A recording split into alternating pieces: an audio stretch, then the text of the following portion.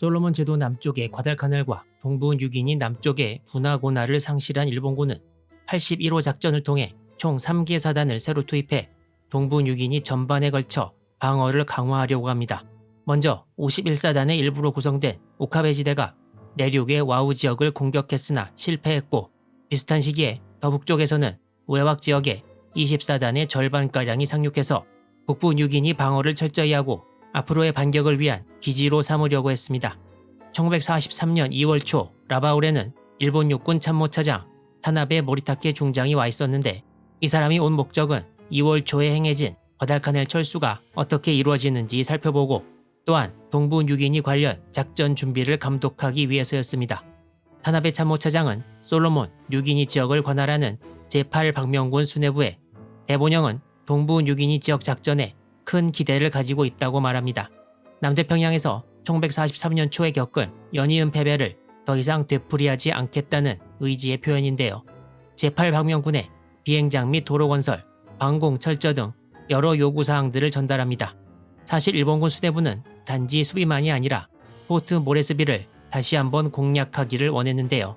대본영이 원했던 방법은 바다로 갈 수 없는 만큼 다시 용로를 통해 공략한다는 것이었습니다. 그렇지만 여기서 이후 동부 뉴기니 지역 작전의 실행에 관해 일본군 수뇌부와 제8방명군 간의 이견이 노출되기 시작합니다. 타나베 차장은 라바울에 도착한 지 얼마 안 된 2월 3일 스기야마 참모총장에게 보낸 전문에서 뉴기니 작전에 대해 현지의 의견이 중앙과 좀 다른 것 같다는 말을 합니다. 타나베 참모차장은 2월 15일에 도쿄에 돌아와 귀환 보고를 하는데, 여기서 제8방명군이 뉴기니 작전에 대해 매우 소극적이었다는 발언을 하고 제8방명군이 그동안의 실패로 인해 자신감을 잃은 것 같다는 언급도 안 했고, 동행했던 또 다른 참모는 제8방명군이 포트 모레스비에 대한 차후의 공격을 기피하는 듯한 인상을 받았다고 말했습니다.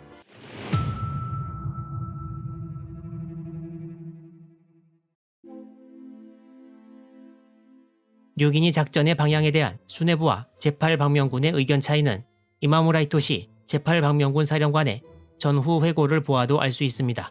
이마무라 사령관은 당시 대본영의 태도로 보아 뉴기니 지형을 전혀 고려하지 않는다고 생각했고, 그동안의 보고로 뉴기니 작전의 어려움을 알고 있을 것도 같은데 자꾸 무리한 요구를 하는 것에 대해 당시 대본영의 양심을 의심했다고 회고했습니다.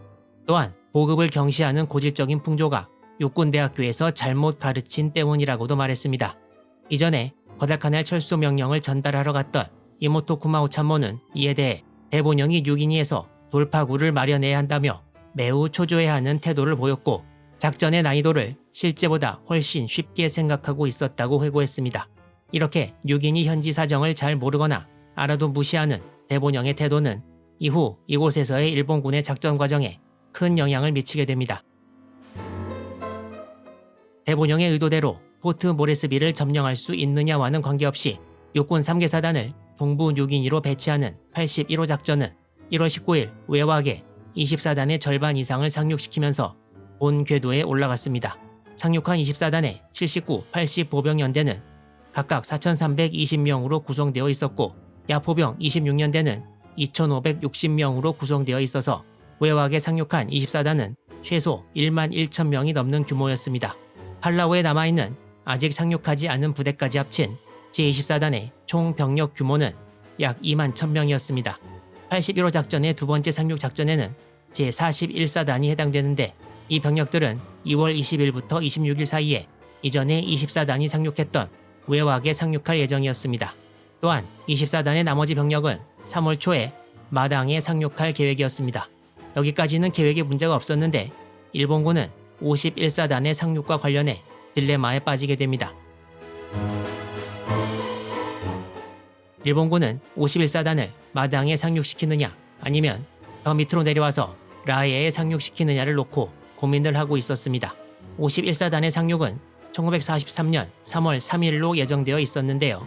81호 작전 계획을 사실상 만든 사람은 스기타 이치지 중좌로 당시 제8방명군 참모였습니다. 일본군이 51사단 상륙 지정과 관련해 고민하던 시점은 2월 중순으로 이미 오카베 지대가 와우에서 패해 살라마와 인근으로 퇴각한 시점이었습니다. 스기타 참모는 전후 회고에서 이미 2개 사단이 최전방에서 좀 먼 지역에 상륙이 예정되어 있는 상황 하에서 51사단만이라도 전방에 바로 상륙시켜야 한다는 압박이 있었다고 말했습니다. 마당에서 라해까지는 직선거리만도 215km 정도였습니다.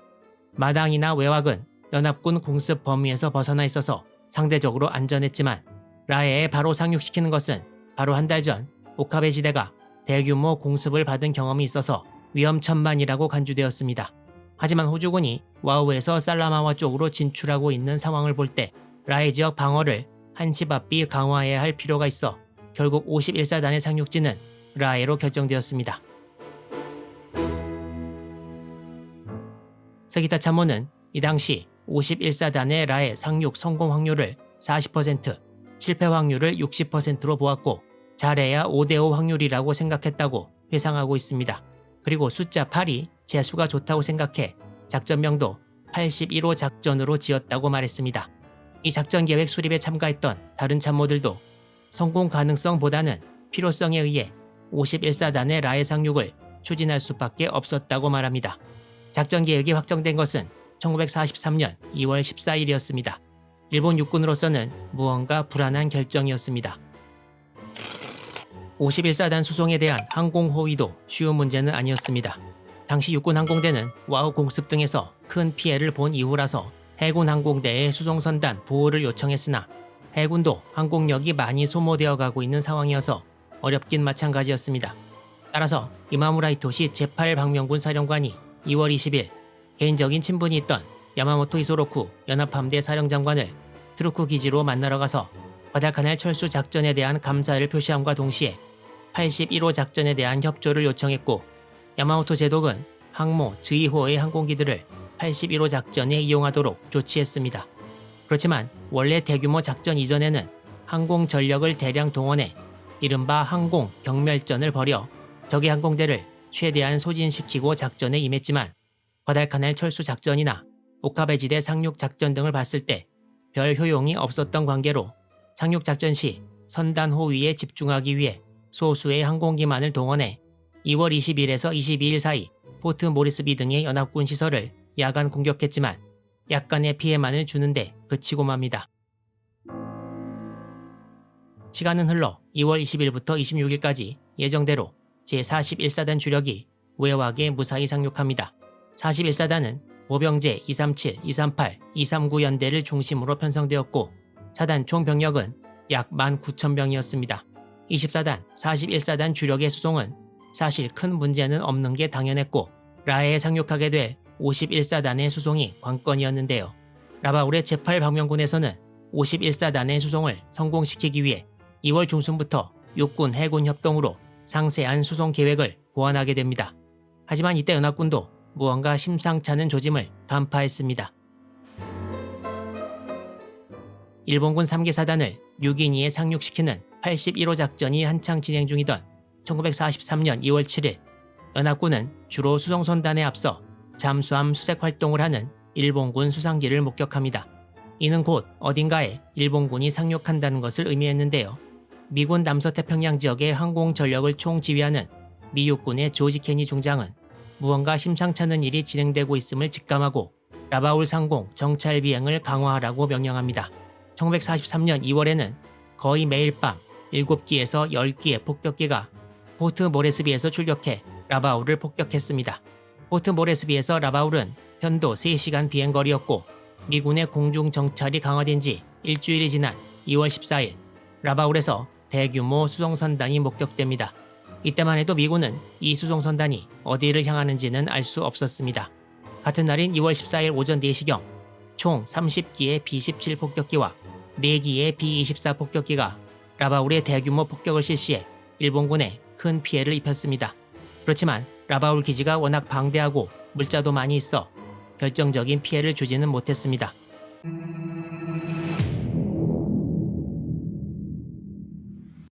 이틀 뒤인 2월 16일 호주와 미국 암호 해독 부대가 일본군 통신을 해독해 일본군 수송대의 목적지가 동부 뉴기니의 외곽, 마당, 라해의 3개의 지역임을 알아냅니다.